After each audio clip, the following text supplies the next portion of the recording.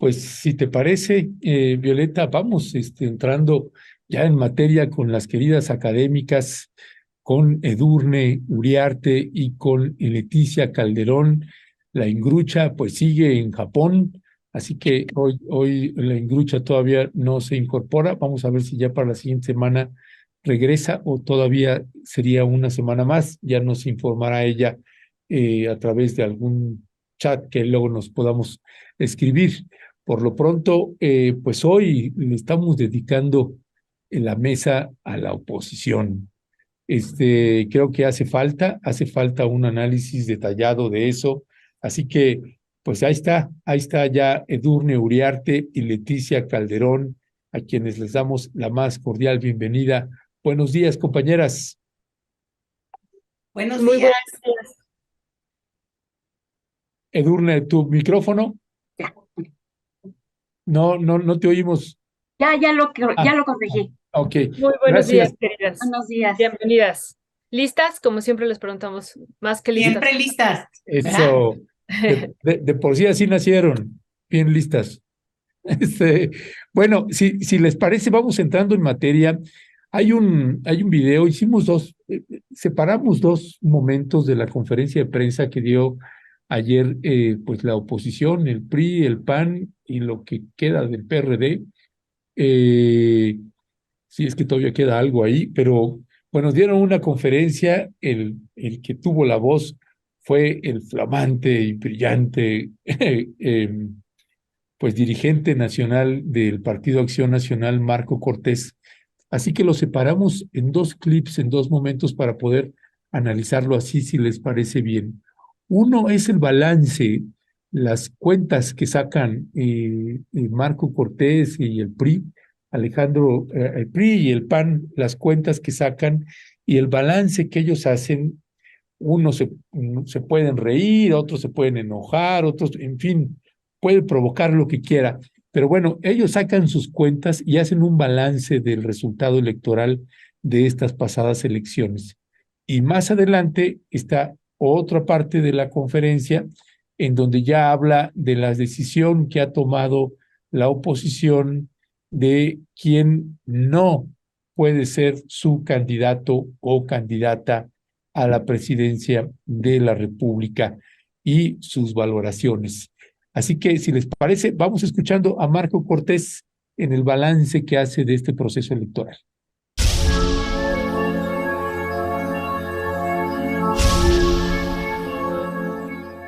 Por su entrega a Alejandra del Moral, excelente candidata a la gubernatura. Y por supuesto felicitar a Manolo Jiménez, gobernador electo del estado de Coahuila, por su trabajo, por su esfuerzo y por sus buenos resultados. Y también felicitar a los 16 hoy diputados electos allá en el estado de Coahuila, todos de manera contundente. Muchas felicidades a todos ellos. ¿Qué hubiera pasado en el Estado de México si también se hubieran estado jugando las presidencias municipales o las diputaciones locales? Yo les aseguro que el resultado hoy sería otro. ¿Qué hubiese ocurrido? De hecho, si el partido de MC no le hubiera hecho el trabajo sucio a Morena y se hubiera sumado en la coalición del Estado de México, hoy seguramente el resultado sería otro. Pero también tenemos que reconocer que no logramos despertar la participación de la sociedad. Solo votó el 49%. Porque si hubiéramos logrado, como sí ocurrió en Coahuila, que votara un 56%, también creemos que seguramente el resultado sería otro. La coalición Va por México logró 3.5 millones de votos. La coalición Juntos Haremos Historia en el Estado de México y Morena en Coahuila lograron igual 3.5 millones de votos.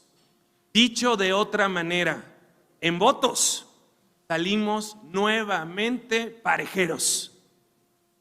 ¿Esto qué nos quiere decir, amigas y amigos? Que se puede, que es posible ganar la presidencia de la República. Porque recordemos cómo estaba Coahuila antes de cerrar la coalición, empatada. Todavía no sabíamos qué iba a ocurrir y todavía no se peleaban los de enfrente. Y recordemos cómo estaba el Estado de México. En el momento que se cierra la coalición, en ese momento Manolo Jiménez empezó a crecer y se dio un círculo virtuoso, puras cosas positivas. En el momento que se cerró la coalición en el Estado de México, los mexiquenses tuvieron esperanza de que se podía ganar.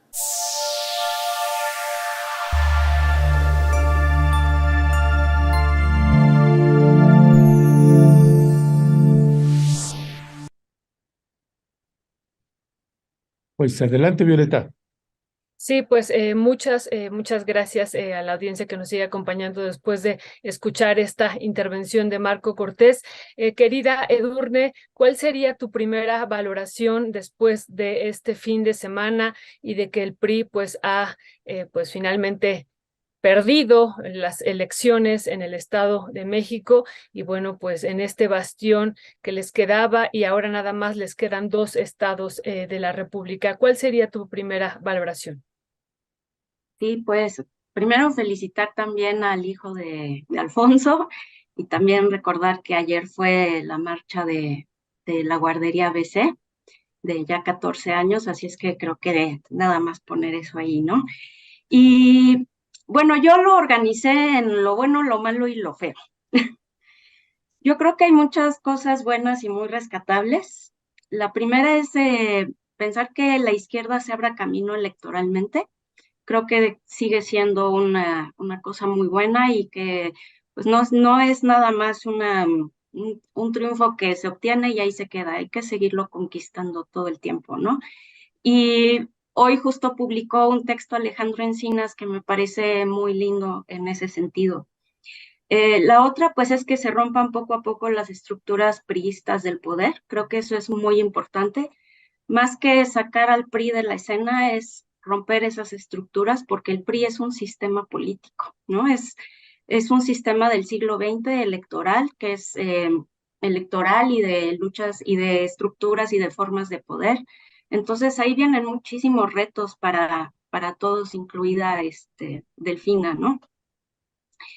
La tercera es que me da mucho gusto que empiecen a ocurrir elecciones un poco más limpias, ¿no? Donde sabes o tienes cierta claridad de que el gobierno federal al menos no está metiendo las manos directamente, aunque sí vimos mucha suciedad pues en los 2 estados, ¿no? La influencia del gobernador en el caso de Coahuila y pues digamos, el aparato político del Estado de México, aunque Alfredo del Mazo, pues, cual momia de cera o muñeco de cera, así se quedó calladito al estilo de Enrique Peña Nieto, totalmente en silencio, ¿no? Pero ahí yo creo que hay un tema interesante pues, de entrada con el INE, de ya no estar escuchando la estridencia de Lorenzo Córdoba todo el día, a diferencia de Guadalupe Tadei conservando pues su papel, ¿no? Su papel y como lo planteó desde el principio, el árbitro no tiene que ser visto, tiene que operar. Y pues ahí también leer a Lorenzo Córdoba y a Ciro Murayama en el Twitter, ahí haciendo todo el ruido como si fueran todavía autoridades pues del INE, me pareció muy chistoso y muy revelador porque realmente digamos, su carta política es el INE, no tienen otra cosa. Mientras el INE no está activo, ellos como que no tienen ruta. Entonces eso me pareció muy bueno, darme cuenta de que pues su base política pues se desintegró al menos a la vista, ¿no? Me gustó también ver como en el 2018 la protección de las urnas de parte de los ciudadanos, las denuncias que hicieron, eso creo que también es muy importante. Ver la emergencia también de perfiles como Delfina me parece también muy, muy sano. El propio crecimiento de Delfina, yo coincido con lo que han dicho aquí varias veces. Creo que Delfina ha crecido en su forma de expresarse, ha crecido en su forma de plantear sus ideas y pues ahora la vamos a ver con mucha más claridad en su funcionamiento político y digo, yo conozco poco de su trabajo político, pero pues ahí va a estar interesante ver cómo actúa, qué decisiones toma, cómo se enfrenta a las situaciones, ¿no? Y pues también es interesante la recomposición de los partidos, que eso va entre lo bueno y lo malo y lo raro, ¿no?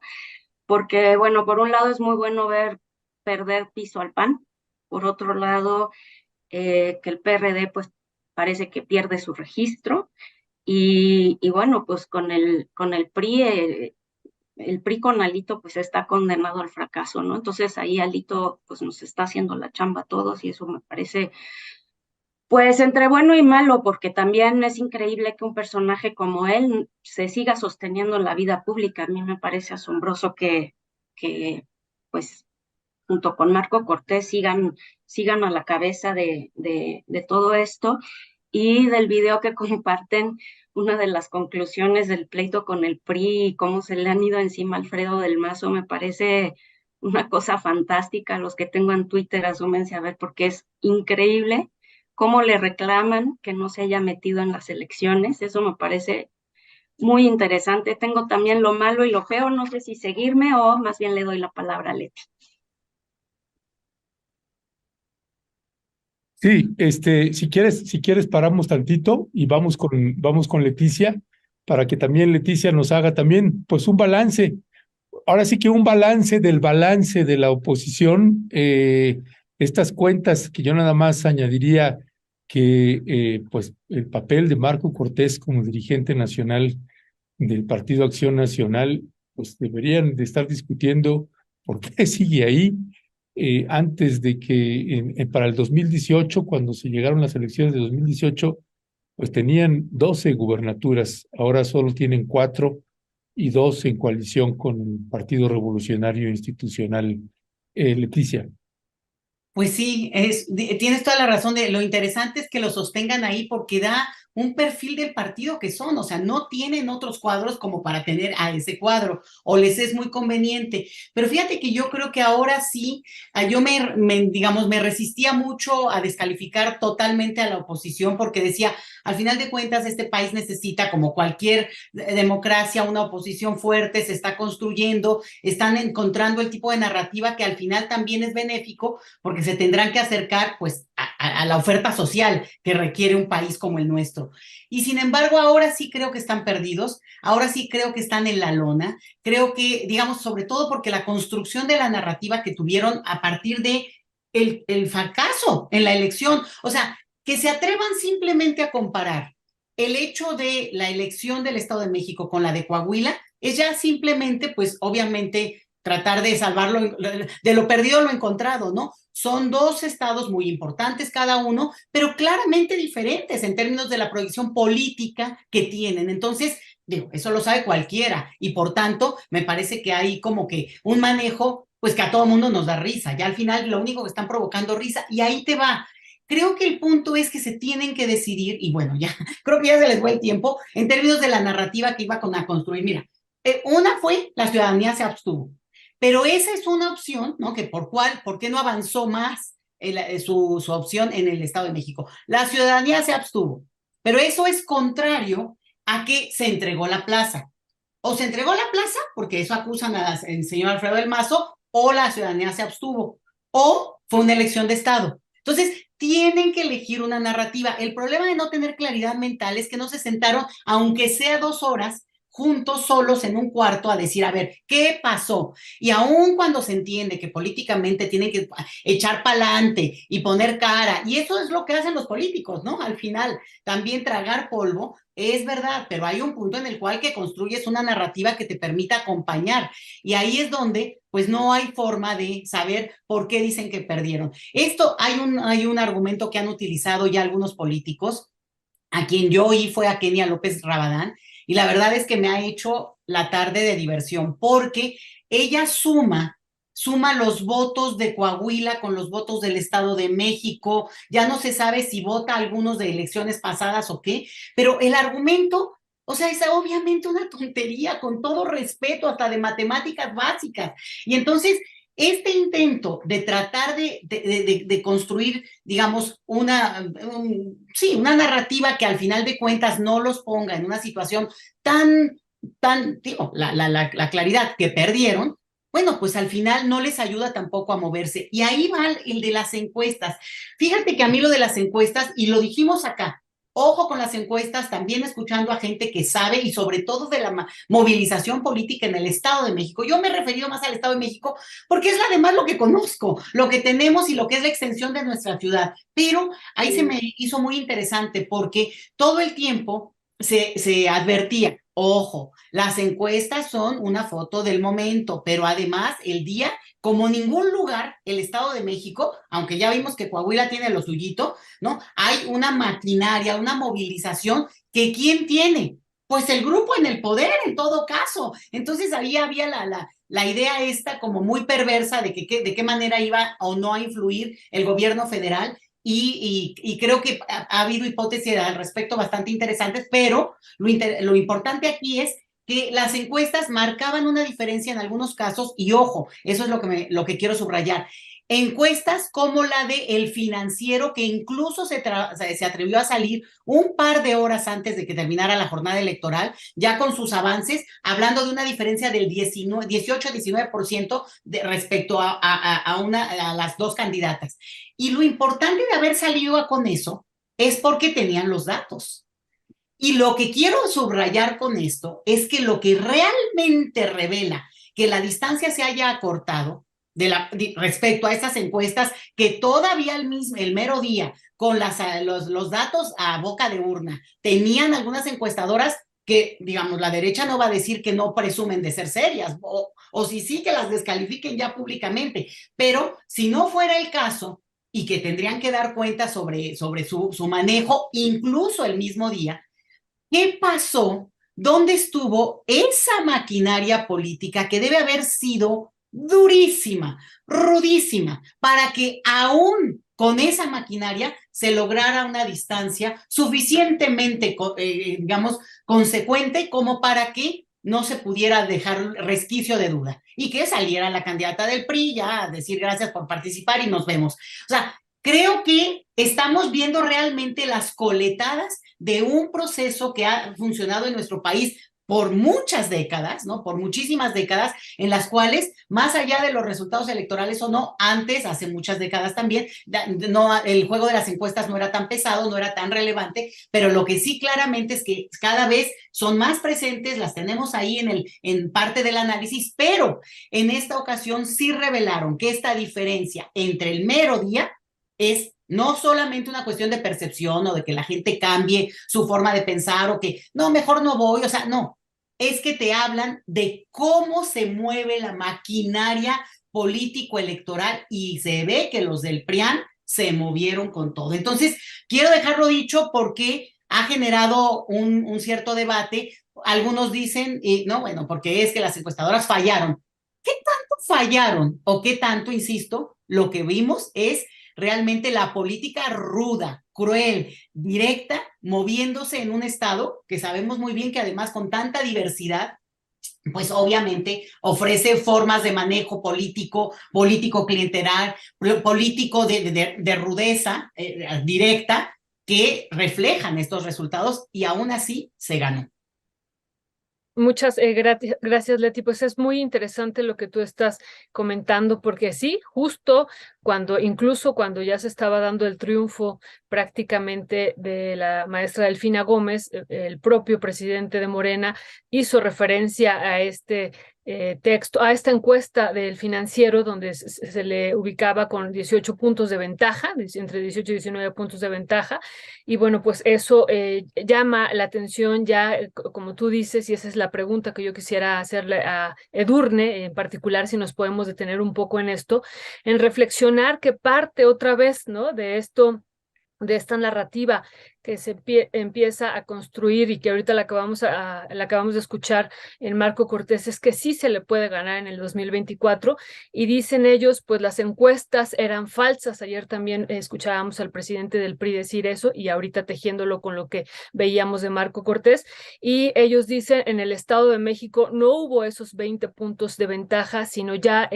contabilizando el 100% de las casillas, hablamos de una ventaja de 8.3%, ¿no? eso, ¿tú cómo lo estarías valorando, Edurne? No solamente el tema de las encuestas, sino esta narrativa de que sí se le puede ganar, que la diferencia incluso fue mínima, ¿no? No fue, insistimos, no fueron estos 2 dígitos, es 8.3, y bueno, lo juntan incluso con lo de Coahuila. Ayer señalaba el presidente del PRI, que dice, en Coahuila arrasamos, y como dice Leti, pareciera que hacen el análisis, no lo separan, sino lo juntan, y decir, pues tuvimos prácticamente votos similares entre Coahuila y el Estado de México, ya frente a los votos que tuvo Morena. Entonces, esta narrativa de sí les podemos ganar, y haber anunciado que el día 26 de junio presentarán ya el método de cómo elegir al candidato, en este contexto de que ellos dicen, pues sí les podemos ganar. ¿Cuál es tu valoración de estos 3 puntos, querida Edurne?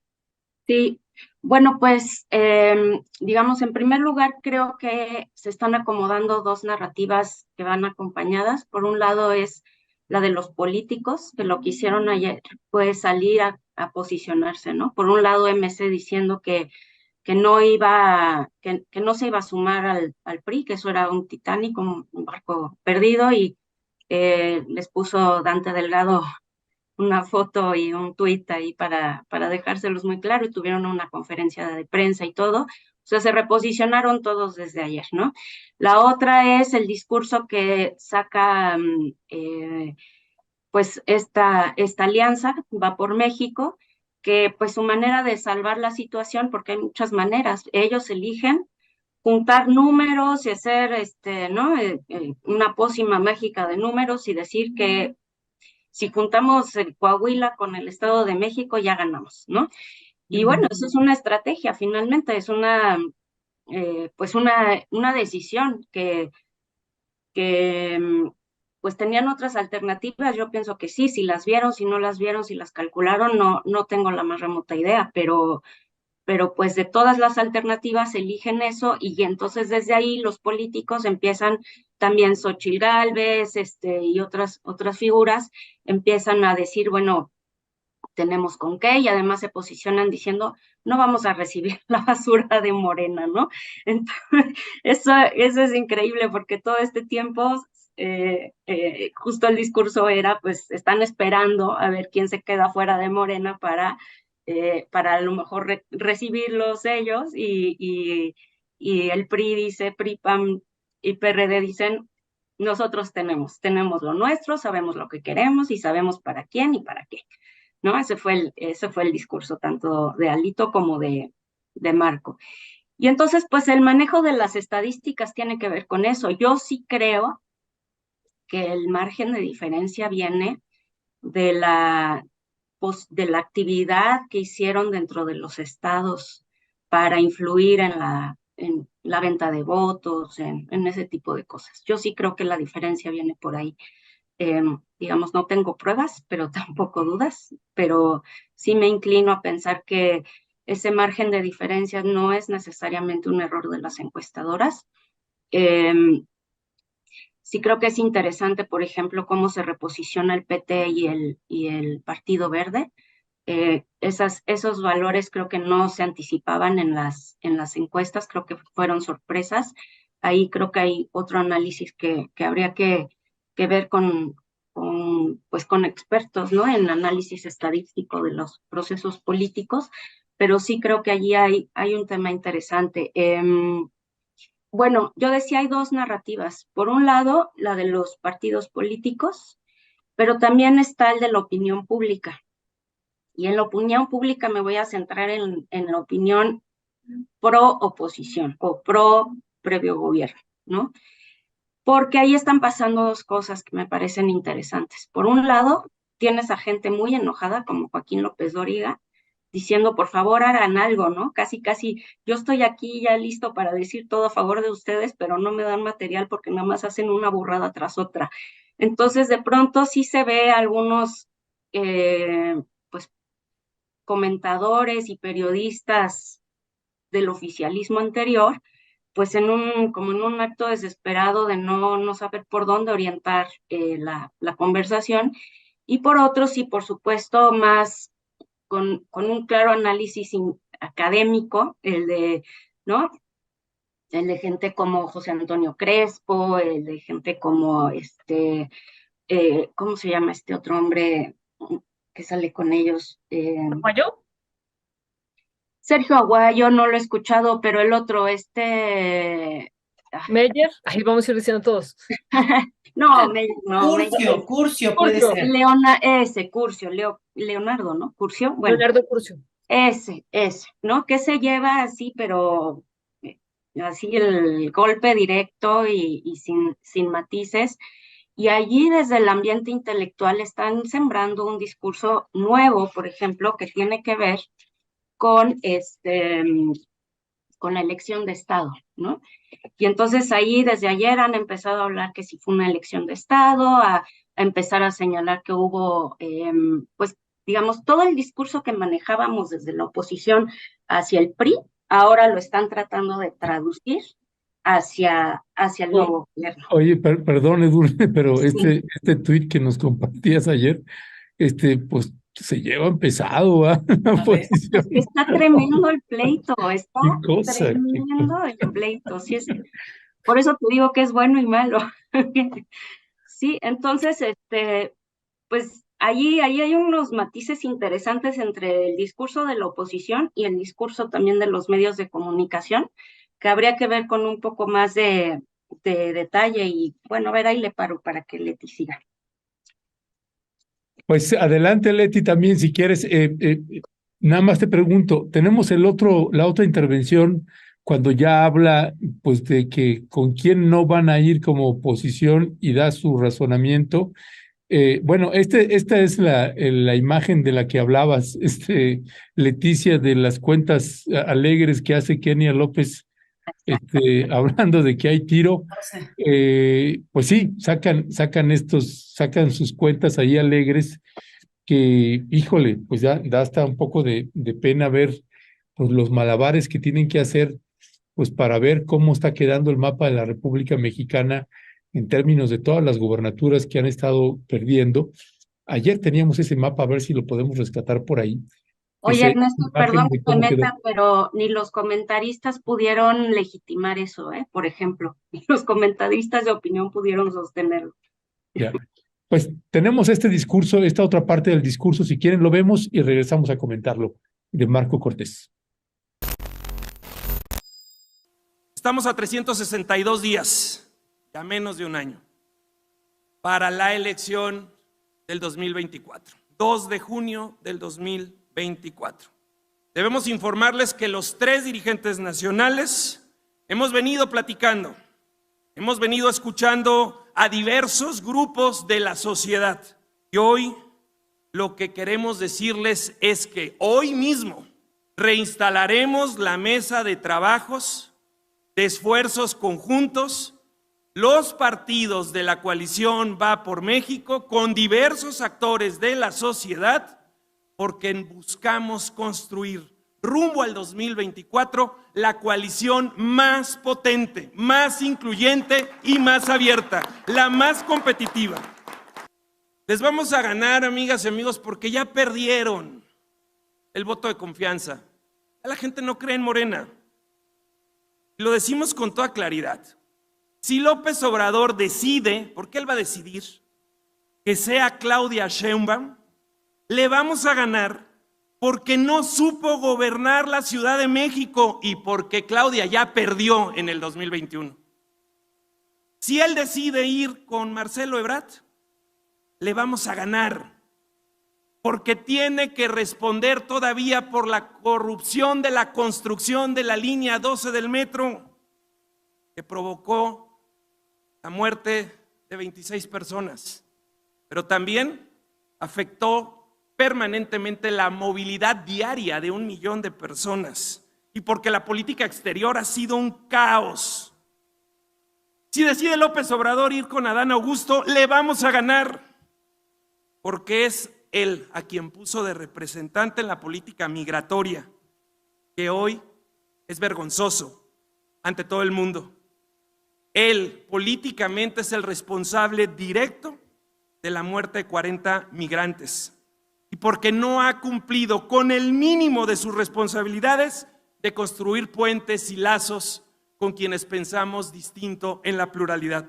Y por cierto, que ni se le vaya a ocurrir al presidente Obrador fingir un pleito con alguna de sus corcholatas y querérnoslas mandar como candidato de la oposición. Lo decimos con claridad, ninguna de las corcholatas será candidato de la coalición Va por México. Tenemos con quiénes y sabemos para qué.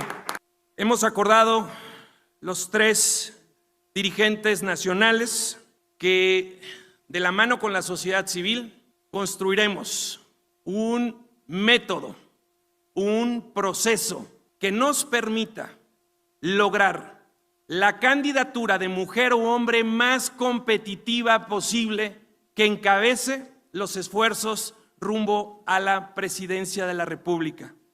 Y nos hemos puesto como fecha el próximo lunes 26 de junio.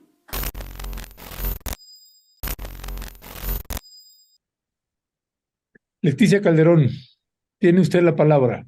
Ay, Ernesto, pues es que pues es obvio que es un montaje esto, ¿no? Es una teatralidad, es necesario que hagan esto, pues tampoco se pueden tirar al piso, son políticos, están convocando. El tono es muy desagradable porque ni siquiera se ve, o sea, fingiendo que es bravucón este chico, pues me parece que está haciendo su tarea, ¿no? Para eso le pagan y tiene que sacar la cara, pero de ahí a que podamos ver realmente, digamos, lo fino, lo interesante, yo creo que hay un paso, porque justamente una de las cosas que dice, que me parece muy importante, es, y lo manda en un momento preciso, no recibiremos a quienes de Morena renuncien, o sea, más bien le da elementos al debate que vendrá al interior de Morena. Y en ese sentido, bueno, pues realmente le cierra la puerta pues a un Monreal, a lo mejor, a la misma Lili Téllez, claramente, porque Lili Téllez estaba en Morena y es claramente infiltrada o no queda muy claro ahí. Entonces, me parece que es muy interesante que cómo se van o pretenden blindarse ellos y en todo caso, pues sus hombres o mujeres fuertes se darán a conocer en algún momento, porque hasta este momento no hay ninguno que tendría la capacidad de movilización, por lo menos en términos de la popularidad que se esperaría que pudiera tener un personaje político. Y en eso yo quiero ir a cuestiones que fíjate que yo creo que afinan un poco el debate con datos un poquito más duros. Es importante reconocer que, obvio, una elección y estamos hablando de que ganó Morena en términos de la gubernatura, pero ya cuando lo vas bajando a los municipios, es importante decir que retiene el PRI, ¿no? Retiene Toluca, la ciudad de Toluca, que es la capital y desde donde gobernará además la nueva gobernadora Delfina, y eso es muy interesante cómo se va a dar compartir poderes, digamos, ¿no? El manejo político que puede tener un municipio respecto ahora al gobierno estatal. Y la otra es que el mayor porcentaje de votos y donde ganó la alianza es en Huixquilucan, que es la zona, coincide que es la zona más rica del estado, pero además más rica entre las más ricas del país. Entonces, ahí sí veríamos una cuestión donde un atrincheramiento de estos lugares donde pues se concentra un alto ingreso y que corresponde al tipo de votación que pues se refleja. El 60% votó a favor de la alianza, al contrario de lo que ocurre con Chalco, que es un municipio donde en donde ganó más porcentaje Morena. Entonces, creo que se ve, ¿no? Ya se perfila, por lo menos para el caso del Estado de México, que sí es un estado que tiene una polarización y una diversidad, porque además un área rural muy, muy amplia y también un área concentrada urbana, muy potente, muy proyectada, y sin embargo, en cada municipio, yendo municipio por municipio, ves que hubo pelea. O sea, si pudo haber ganado en algún caso el PRI o la alianza, por decirlo, ¿no? Aunque se supone que todo va con la alianza en términos de la palomita, pero lo interesante es que aún así es que ganó con 51%, o sea, hubo pelea, ahora sí que hubo política, y eso también decía Edu hace rato, pues es muy, muy celebrable, porque al final lo que tenemos es una ciudadanía que se moviliza, y ahí es donde yo quiero también poner el otro acento, en el de abstención-participación. A ver, en todo el mundo, la mayor participación política que convoca son las presidenciales. Es donde se ubican los umbrales de participación más alta en el país que me digan, incluido el nuestro. Con un elemento importante, en toda América Latina, México es prácticamente el único país que no tiene voto obligatorio.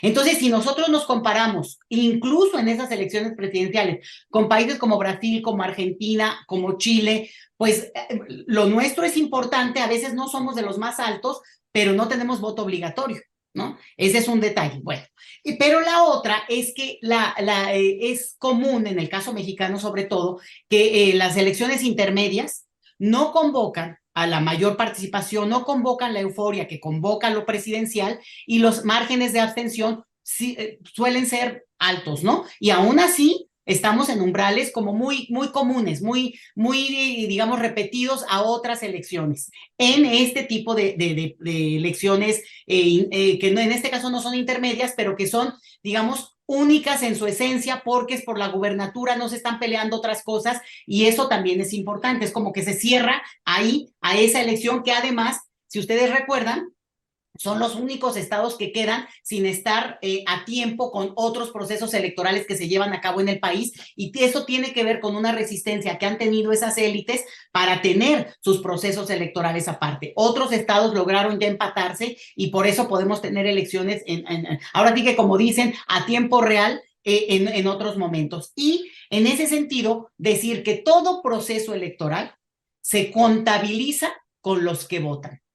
La abstención es un fenómeno muy interesante, lo estudiamos en la ciencia política, da muchos elementos, abona para entender la democracia, o incluso las opiniones que las personas tienen de no solamente los candidatos, pues la coyuntura, sino en sí de los procesos en general. Pero no contabilizan, no son elemento que genere ninguna disputa, porque no cuentan. Quien no vota, no cuenta. Entonces, aunque es elemento de análisis muy sesudo y bla, bla, bla, para efectos de lo electoral no contabilizan. Y por eso es una trampa, no nos dejemos consumirla, el hecho de que jueguen ahora con que es que la abstención, no, porque no convoca, por lo que ustedes quieran, los elementos que sean como lo que ya señalé ahora, que lo tradicional es que una elección de este perfil tampoco da los dividendos electorales que otras. Pero, por tanto, creo yo que es también un argumento que se está utilizando mucho en los medios de comunicación. Por ejemplo, ya lo escuché también con lo que mencionaba Edu, en algunos opinadores que suelen tener esta visión académica, pero utilizan a veces falsamente y mentirosamente el hecho de querer ubicar los resultados en quien no votó. Lo mismo diría yo en su momento a la revocación del mandato. O sea, ¿se acuerdan que hacíamos la contabilidad con quien votó? Y si no votaron, también es una señal, es importante, pero no contabiliza, para tenerlo ahí también en el tablero. Muchas gracias, querida Leti. Querida Edurne, pues hablando de datos, esto que también hemos insistido, y perdón que lo vamos a poner, pero esta poca diferencia que incluso representaría una tercera parte de algunas de los municipios del Estado de México, la diferencia de votos entre Delfina y Alejandra del Moral. La primera de ellos tuvo 3.272.106 votos, y Alejandra del Moral 2.755.532. Hay una diferencia de 516,000 votos, querida Edurne.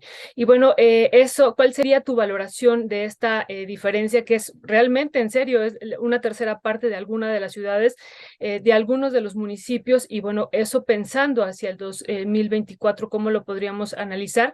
Y también tejiéndolo con esto que decía ahorita muy interesante Leti, en función incluso de las elecciones pasadas, ¿no? Se está diciendo también como parte de la narrativa, no hubo interés, ¿no? Y entonces quien ganó fue la abstención, ¿no? Los que se abstuvieron, esos son los que ganaron. Ayer incluso empezaron así varios noticiarios de la oposición, ganó el abstencionismo, porque no hubo interés en estos candidatos, en estas candidatas.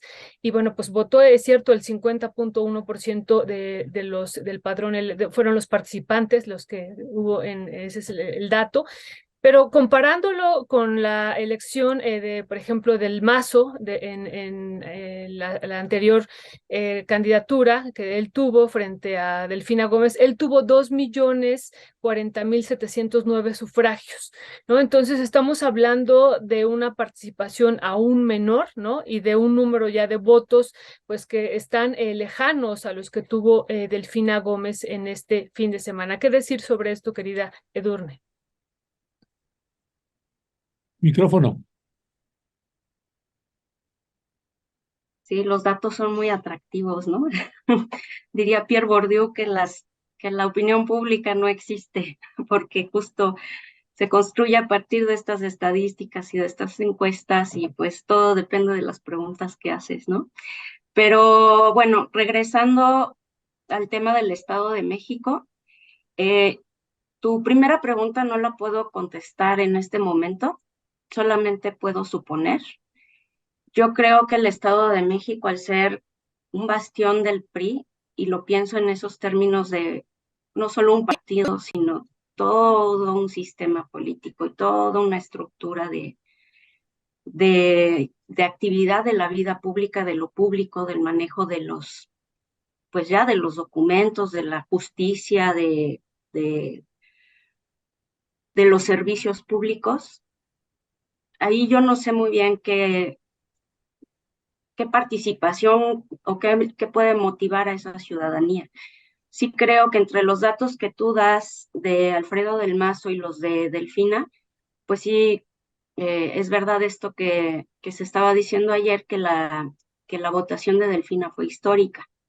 Entonces, en esa, en esa valoración cualitativa, con un dato exacto, preciso del número de votantes, pues sí creo que es bastante cuestionable esto de que no hubo tanta participación. Creo que habría que valorarlo primero en función de, pues, de esos términos, de esos comportamientos, incluso también en los municipios, ¿no? Creo que son interesantes los datos que comparte Leti y que efectivamente el Estado de México, pues, es muy grande y muy diverso, ¿no? O sea, yo conozco nada más algunas partes y, por ejemplo, Ecatepec me parece, y donde he tenido que consultar archivos jurídicos y demás, es un desastre. Entonces, ahí hay como muchos temas muy complejos que yo realmente no tengo la información para abonar algo más,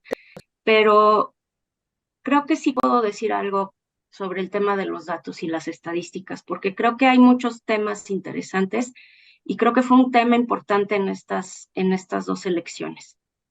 Las encuestas de opinión para que marcaban estos puntajes, también en Coahuila, pero también las encuestas de Morena, ¿no? El tema de las encuestas está siendo un tema relevante y en el caso de Morena, por ejemplo, que es una de las cosas que yo veo como lo feo, el reto, es que desde Morena hay como una actitud de decir, bueno, pues este sistema funciona, este sistema lo aprobó el presidente, entonces este sistema no se toca, ¿no?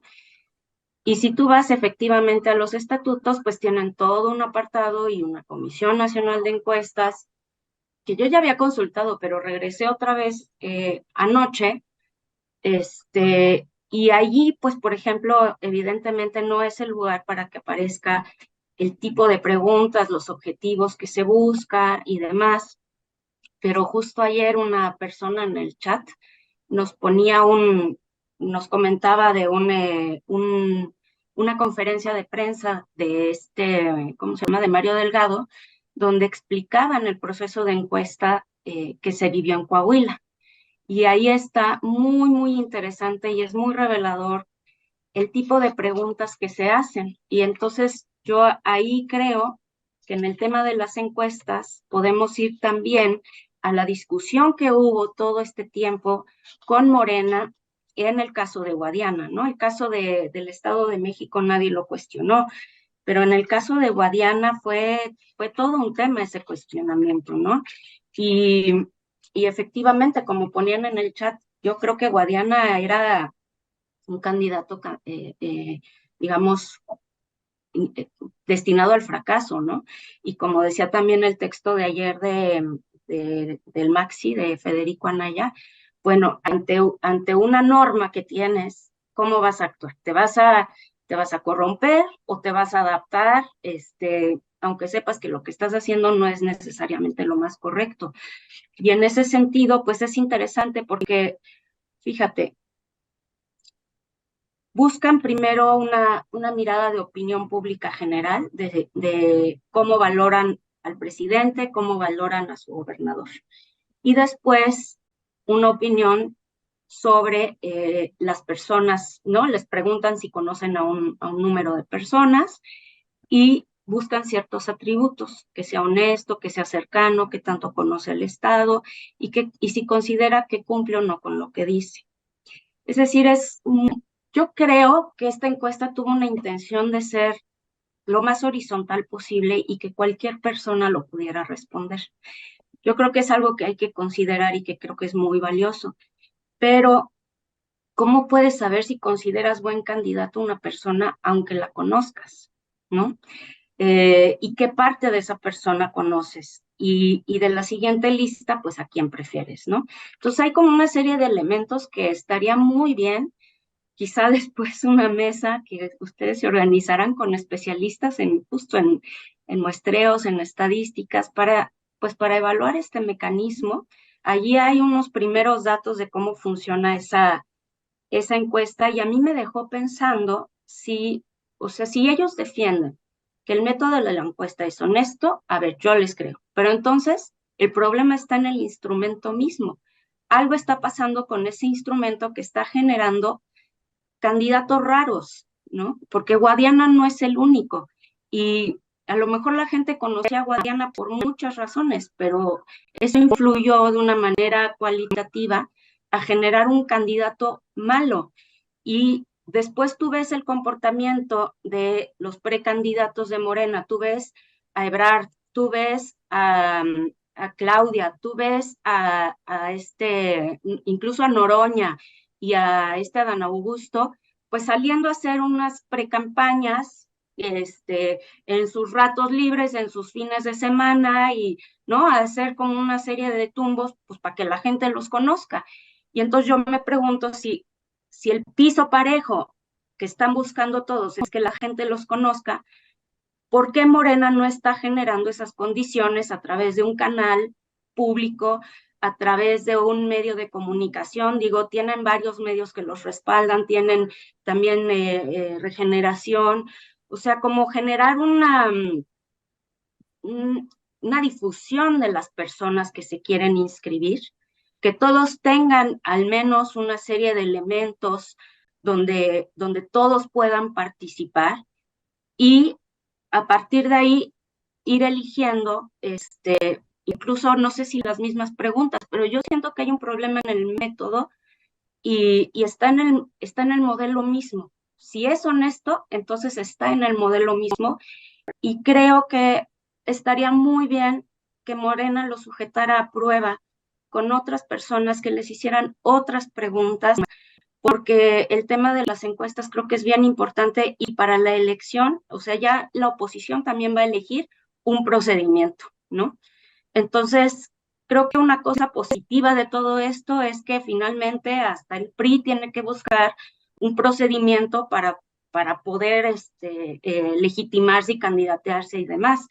Entonces, en el tema de las encuestas, yo creo que es más amplio y cómo se está utilizando para construir toda esta opinión pública que es la que estamos leyendo todos los días. Esa sería mi lectura, digamos, pues panorámica, que es lo que puedo aportar hoy.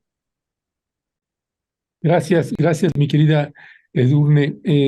Leticia Calderón, pues tenemos ya un escenario electoral ya de este 2020. Se va a elegir este año precisamente quién va a ser la candidata y candidato, y los partidos políticos pues ya están perfilando sus decisiones.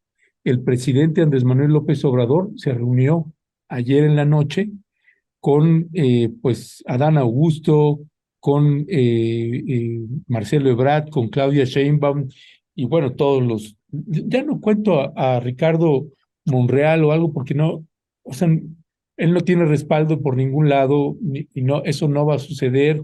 Se habla también de Fernández Noroña, tampoco va a suceder eso. Hablando de los tres candidatos que tiene perfilados Morena y que tiene perfilados el presidente Andrés Manuel López Obrador, se reunió con ellos, se reunió con ellas, se reunió con las gobernadoras, gobernadores y otros funcionarios. Se compromete a no intervenir en el proceso. Hoy Marcelo Ebrard presentará su propuesta en un rato más y agarrarse, como dice el presidente, ay, nanita, mañana es el Congreso de Morena y ahí se van a definir cosas y supongo también que van a llover zapatazos, garrotazos y todo. Estoy, vaya, infiriendo que el presidente está intentando decir, no nos peleemos, vamos por la unidad. El mismo discurso está planteando ahorita la oposición. ¿Cuál es tu mirada de lo que viene, de lo que se avecina? Oh, qué interesante momento, ¿no? Porque en realidad después de una elección como la que hubo antier, pues realmente como que el escenario queda para que pues, unidad es el mensaje más importante, quedó clarísimo, lo reseñaba ahora Edu muy claramente también en esto de que no puede ser solo el conocimiento, sino también una serie de atributos.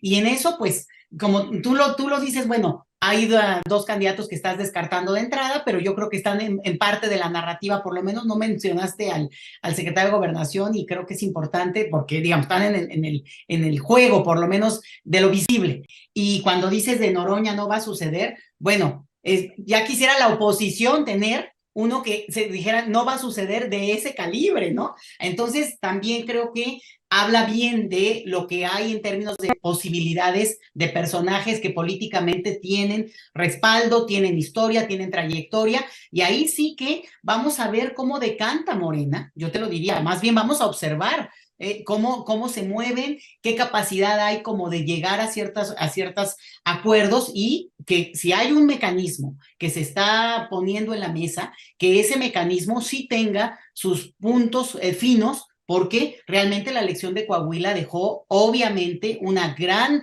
digamos, una lectura obligada para, digo, incluso el cierre mismo, la despedida que hace el candidato de Morena, yo no me podría haber imaginado algo más patético que decir, me voy a tomar unas vacaciones y me voy a ver toros a España. O sea, ¿qué te puedo decir? Yo, o sea, me hubiera ido a colgar ahí para decir que los toros no. Y entonces, oír eso de un candidato, pues digo, no todo el mundo tiene que compartir este pensamiento, pero es obvio que no corresponde a lo que uno esperaría de un candidato de una alianza que se supone que, digamos, por lo menos tiene una tendencia hacia la izquierda y no lo que vimos ya incluso en este cierre ya de despedida, que bueno, que tenga un buen viaje y que la pase bien en sus vacaciones.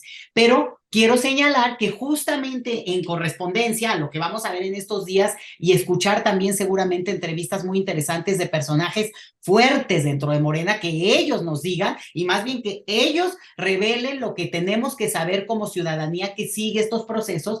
El otro lado, la alianza, Ernesto, Violeta, Edu, creo que es muy interesante porque la lección también, si es que aprenden algo, parece que no se les da tanto, pero es obvio que la alianza no suma. Que haber creído en el empresario este señor Claudio X es un error fatal. Porque otra vez, viendo los datos desglosados municipio por municipio en el Estado de México, éntrenle a esa parte porque está bueno, está interesante, el que gana o pierde es el PRI respecto a Morena. El PAN es irrelevante, se quedan con un 11% que no es poca cosa y ojo ahí, ¿no? Porque a veces, ahorita que mencionaba, ¿no? Que la diferencia en números, no hagamos esas cuentas globales ni caigamos en la trampa de ellos, de querer hacerlo así, de sumar y medio millón y más, no, espérame, depende, medio millón es aquella disputa por la que se estaba peleando la elección del 2006, pero aquí estamos hablando de un estado. Entonces, o sea, la magnitud, o si fuera en Coahuila, olvídense, es muchísimo. Entonces, creo que eso es parte también de cómo se construyen narrativas, pues para defenderse un poquito, como yo decía, pues haciendo su papel estos señores. Pero lo interesante es cómo la lección que deja es, en realidad, el que es competitivo hasta cierto punto, por lo menos en este escenario, es el PRI solito, porque más es su candidatura, su perfil, su proyecto, su imagen, la que está o en duda, o en disputa, o en pelea, contra la que se va, o la que jala los votos. En ese sentido tiene razón Alito, Él sí junta el millón de firmas, o sea, él sí la junta, él sí tiene maquinaria, él sí tiene toda un aparataje a nivel nacional. Entonces, ojo, y en cambio el PAN, que sería este otro grupo que pretende tener el liderazgo para poner a uno de sus candidatos, pues claramente no lo tiene, y sus dos momias ahí a un lado, o sea, Santiago Krill o Lili Telles, son exactamente el perfil que parece que vislumbra un perdedor sin lugar a dudas, digamos, ya de entrada. Entonces, puesto en este escenario, pues los de Morena, pues habrá gritos y sombrerazos, ni lo dudo, pero creo que se tendrán que decantar en términos de, pues, algo que civilizadamente permita y proyecte no solo unidad, sino una capacidad de continuar con un proyecto que claramente las encuestas, los resultados electorales lo que muestran es esto, queremos que esto se profundice para ver si esto marca un rumbo, e incluso agrego y termino, el hecho mismo de que la propia derecha, salvo la derecha más ruin, que es la de Lili Telles, ¿no? En su discurso salvo esa, obviamente retoma la oferta de lo social, hay que tener cuidado porque la han tenido, pero retoma la oferta de mantener, digamos, y reconocer, ya a todos los oigo, por el bien de todos, primero los pobres, ya los oigo repitiendo los eslogans de López Obrador, o sea, y de este grupo que está en el poder. Entonces, y vislumbran, yo creo que aires interesantes como ciudadanía para ver cómo se decanta una opción política, cómo se ofrece al electorado, pero también el discurso que le dará fuerza. Y yo creo que ahí no hay que quitar el dedo en el renglón, en que la oferta importa en este sentido, bueno, ¿no? Con la oferta profundizada, consolidada, pero sin andar dando bandazos, como en su momento diría el presidente. Muchas gracias, querida Leti. Querida Edurne, en esto de este encuentro que se vivió el día de ayer por la noche, llama incluso también la atención cómo lo pone el periódico Reforma, busca alianza culpas, todas las culpas estas que hemos aquí relatado, y Morena cierra filas para el 2024. ¿Cuál es tu valoración de este encuentro que hubo ayer en la noche? Y bueno, ¿cómo estarías tú pensando a partir incluso de que Marcelo Ebrard pospuso su declaración del día de ayer para el día de hoy? ¿Qué estarías tú pensando rumbo a este encuentro que va a tener Morena también en estos días, y que bueno, pues será también definitivo o importante lo que diga Marcelo Ebrard en función del llamado que suponemos que les hizo ayer el presidente en esta reunión de unidad? ¿Cuál es tu valoración, querida Edurne?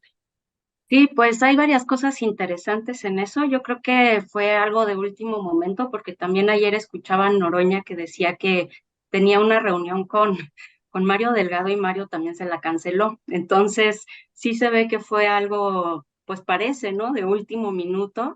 Me parece una reunión además muy simpática en el sentido de que no fue en Palacio Nacional, se salen a un restaurante, ¿no? Ahí va el peje con su paraguas, perdón. AMLO, el presidente, va con su paraguas, ¿no? Se le cruza a una periodista que llega así de, cuénteme, y él le dice, oye, espérame, ¿no? Las formas, ¿no? Ando aquí con mi paraguas, pero soy el presidente. Entonces, como que todo fue muy, sí, o sea, como novedoso, digamos, para no llamarlo de otra manera, ¿no? Ya estando allí, al final el tema de la foto y que Ebrard no salió, lo que se decía es que Ebrard fue el único que no quiso salir, eso yo no lo sé, digamos, lo que sí sé es que no salió, pues empieza a generar como una inquietud, ¿no? Y al mismo tiempo se conecta con otro tema que yo quería platicar, y es que empiezan a tratar a Ebrard como el nuevo berrinchudo, ¿no? El chillón, el que está haciendo berrinche, ¿no? Y ya generamos un nuevo verbo a partir de Coahuila, que es verdejear, o va a ser un verdejazo, Entonces, ahí el tema que yo quiero plantear es el del insulto, ¿no? Y es esta, digamos, esta capacidad de ir y aventarse y de muchos de nuestros intelectuales de la 4T a decir, este es un traidor, ¿no? Y las implicaciones que eso tiene para el interior del movimiento. Entonces, si estamos hablando de unidad, tú tienes que jugar con más astucia y con más inteligencia con tu audiencia, con tus lectores y con las personas que te respaldan. No puedes generar mayor división al interior. Y a mí me parece un error gravísimo desde que empezaron a llamar a Verdeja traidor, bueno, una o dos veces, pero que se siguieran todo el proceso electoral y que ahora ya se está convirtiendo en una práctica que va hacia nuevas personas, a mí me parece que están perdiendo el tiempo en lugar de construir, ¿cómo construimos desde la base esa unidad, ¿no? Pues de entrada escuchando y respetando, ¿no? Hay que ver qué tiene que decir Ebrard. Ebrard es un político con un colmillazo. Yo honestamente no es mi candidato ideal, pero creo que se está montando toda su estrategia muchísimo mejor que Claudia. Eso es honestamente como yo lo veo. Y en ese sentido, esta reunión, pues la veo con esos tintes. ¿Qué forma va a tomar esa unidad, no? El presidente ya fue, ya los juntó a todos, lo que sea que haya dicho, ya les dio su opinión. Ahora va a estar en manos de cada uno de los gobernadores, de los operadores políticos, ¿no? Escuchar y actuar. Y hay que ver qué estrategias toman ahora, porque sí es importante que empecemos a pensar y hablar de temas importantes del país. Seguimos hablando de personas, seguimos hablando de traiciones entre colegas, seguimos hablando en un nivel que la verdad es que es muy, muy bajo para todas las expectativas y todos los temas que tenemos encima.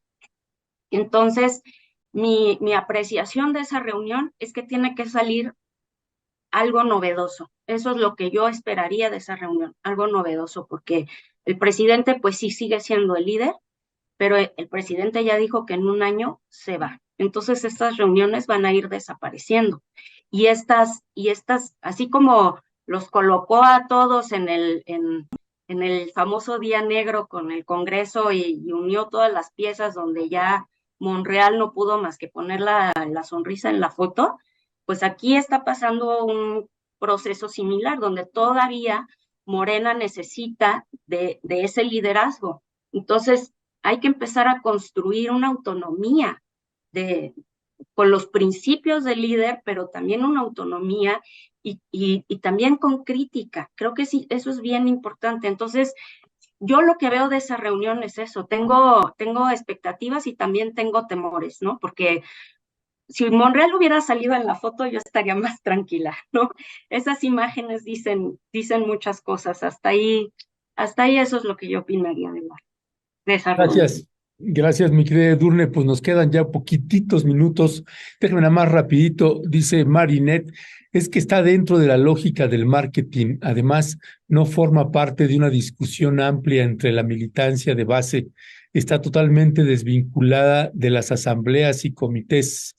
Bernal Manzanilla, un partido que sacrifica ideas por estrategia, es una franquicia del más poderoso.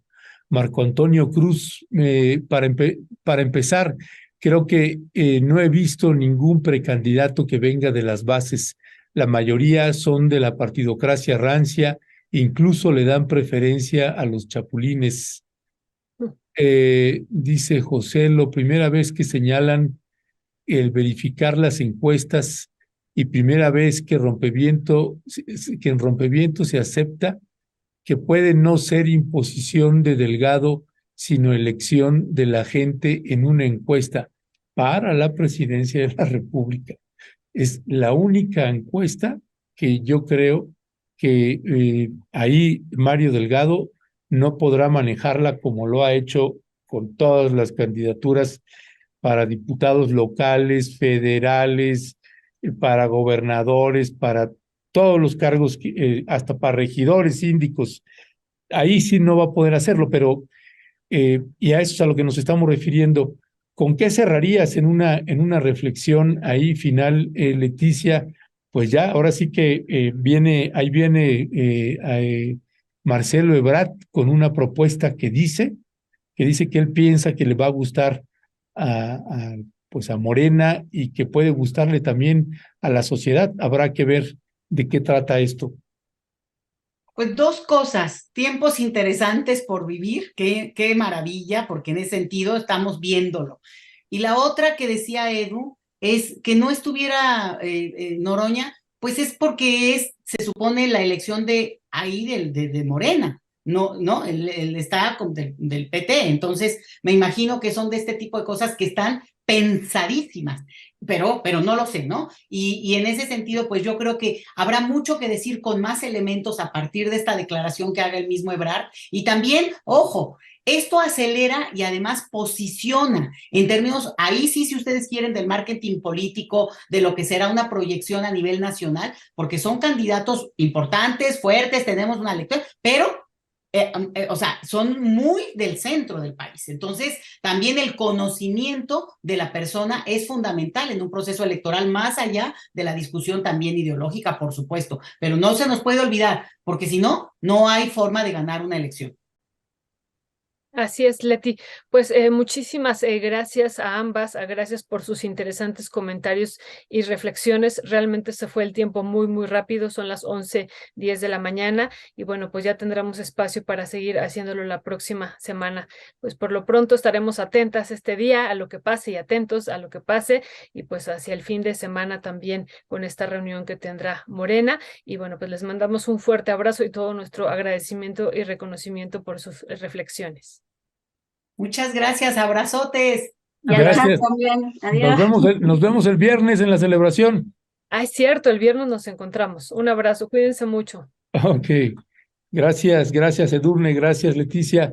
Pues sí, y esto de Fernández Noroña, Violeta, que pues ya, bueno, ya lo estaremos entrevistando, vamos a hacerle una solicitud, pero bueno, llama la atención además que es un personaje que por más que ha estado levantando la mano, pues no lo considera ni el presidente ni nadie, y las encuestas pues también no lo consideraban, y de pronto en una lo consideraron o en dos, no sé, y en una vi que estaba arriba de él, de Adán Augusto, del secretario de Gobernación.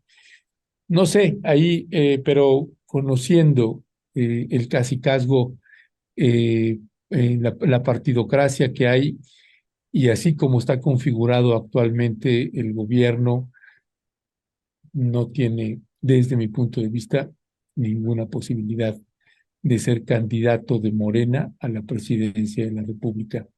Tendría que ser por el PT, y el PT eso no lo va a hacer.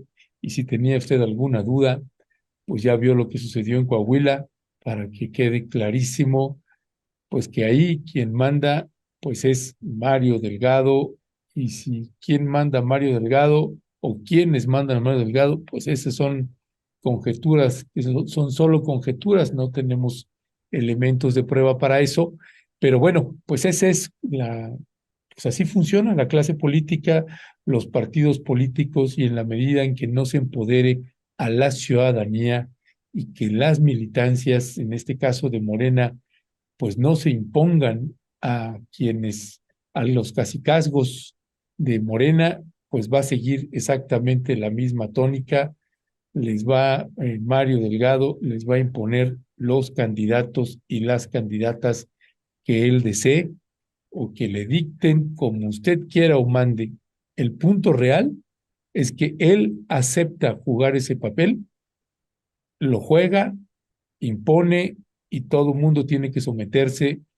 Es verdaderamente pues una de los arcomas que tiene el partido Morena, su dirigente nacional.